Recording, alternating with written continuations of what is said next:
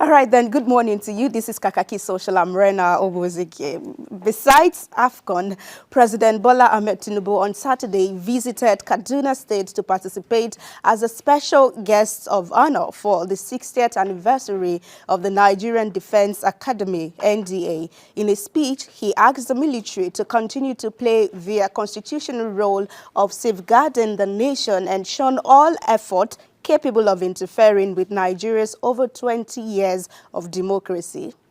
Let me also hope that although the war against the enemies of Nigeria is ongoing, it is fair to state that relative peace, improvement, is being recorded across the major flashpoints. I urge you to continue to play your constitutional role of safeguarding the territorial integrity of Nigeria and fatherland.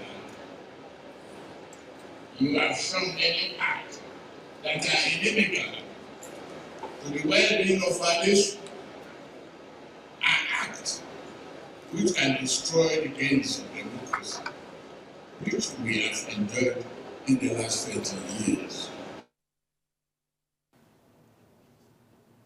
All right, the president right there asking that soldiers don't go the other way but maintain their constitutional role.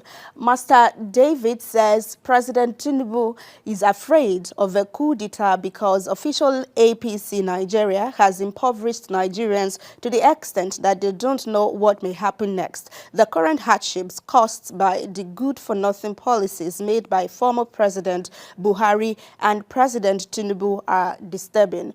Also in reaction, Chinonso says the warning of Nigerian armed forces by Chief Tinubu is a sign that he knows that all is not well. In short, he knows that he is not performing, but instead of changing his ways, he is beating around the bush. Women who protested against the rising cost of food were arrested. A soldier who lamented that his salary can't take him home is arrested. They are threatening to shut down social media. Is this how and what a responsible government should be doing? His fears will stand staring at him someday.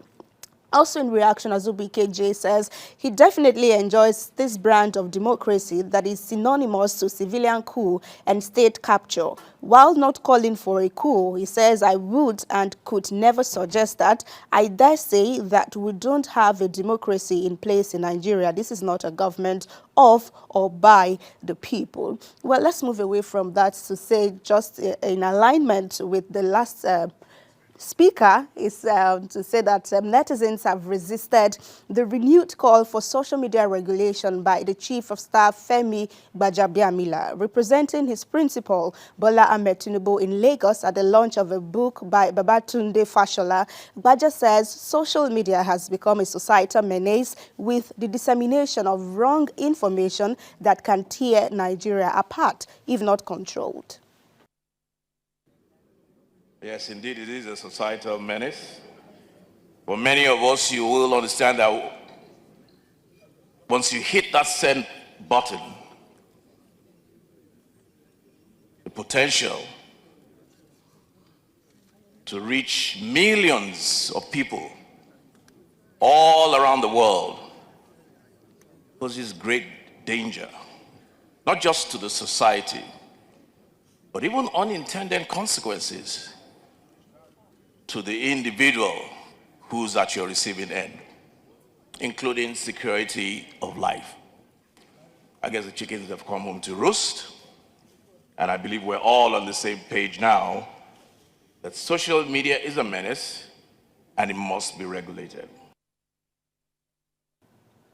All right, let's have some thought here. Anti-Agbado tweeting says, Femi Gbajabiamila, as opposition member, made a lot of noise on this same social media he once regulated. Now, from 2015, Gbaja had nothing to complain about again, even though Buhari was far worse than Jonathan.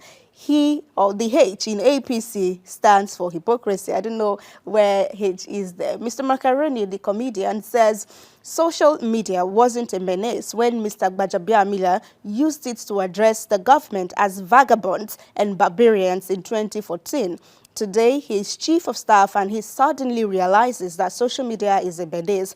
Hypocritical vagabonds in power and barbarians at the gates. That was Macaroni quoting a 2014 tweet by Mr. Femi Gbajabiamila where he says, now, if obtaining money from 520,000 people for 4.5k jobs isn't 419, someone needs to tell me what it is. Vagabonds in power and barbarians at the gates. That's what the comedian was quoting right there. Quite a lot of them were on the social media space yesterday, but too many to mention. Then over to Instagram. Let's start from the bottom.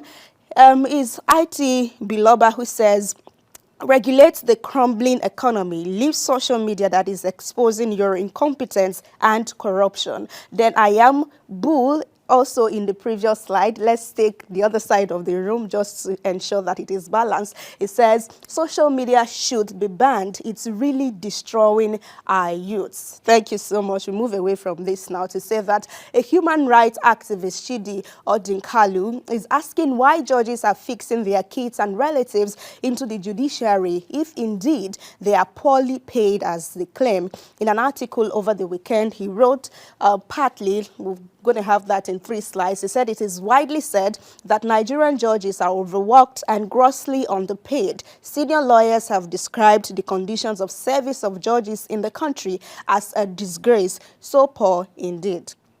For senior judicial figures, the opportunity to plant a child on the bench as a parting gift has become something of a ritual, with judicial appointments timed to coincide with high-profile judicial retirement for those who were unable to accomplish generational replacement for themselves on the bench before their retirement. Arrangements are made to retrospectively cure the oversight. Final thoughts on this will say that, therefore, one may ask if the job is so poorly remunerated as they would have us believe, why would a sane and highly placed parent choose to horse in their child into a dead-end position? Some questions being raised right there. Richie in reaction says, because even if they are poorly paid, the amount always used to buy judgment is very heavy. Same way most policemen, not paid well, are fixing their children and relatives in the police. Illegality is a good business in Nigeria, and he says it pays well. Also, this user says, imagine having the power to upturn an election of a senator, a governor, or even a president. The influence it brings and the potential money to be made from corruption and the connection it brings. That's why they want their children there.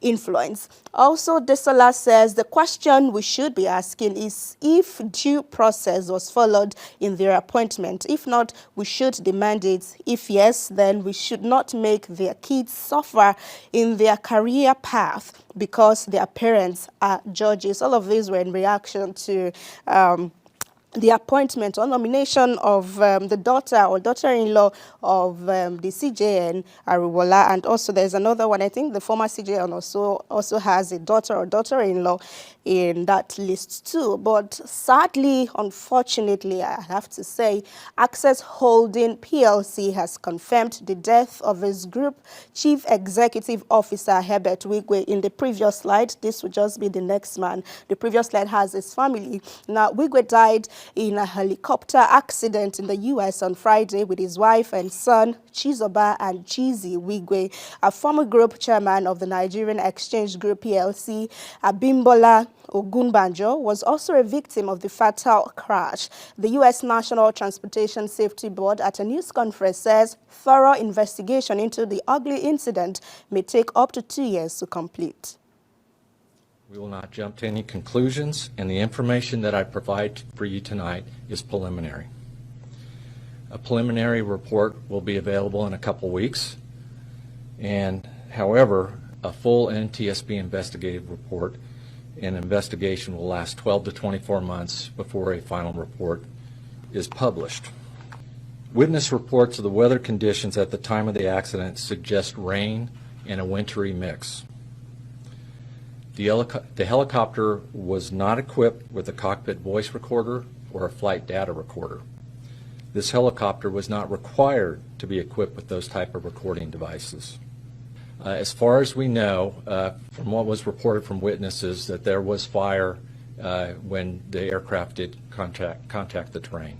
The flight was actually from Palm Springs, California to Boulder City, Nevada. All right, it's on that sad note that we'll call it a day today on Kakaaki Social. Thank you so much for being a part of it, and apologies for keeping you wait. I'll see you again tomorrow. We can continue this conversation on our WhatsApp number or at my handle, Rena Obi.